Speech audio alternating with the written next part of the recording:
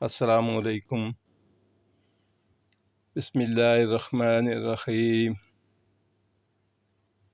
مد کی دو اقسام ہیں، نمبر 1 مد اصلی، نمبر 2 مد فرعی۔ مد اصلی حروف مد 3 ہیں: الف، واو، یا۔ جب الف سے پہلے والے حرف کے اوپر زبر ہو، جیسے با زبر الف با، تو یہ مد اصلی کہلائے گی۔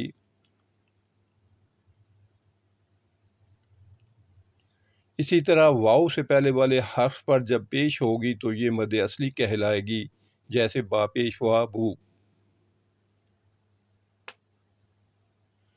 اور یا سے پہلے والے حرف کے نیچے جب زیر آئے تو یہ مد اصلی کہلائے گی، جیسے با زیر یا بی۔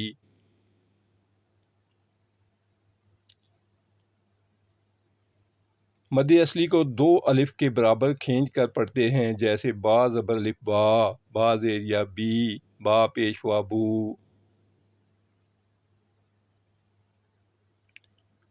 دو الف سے زیادہ کھینچ کر پڑھے جانے والی مدیں مد فرعی کہلاتی ہیں۔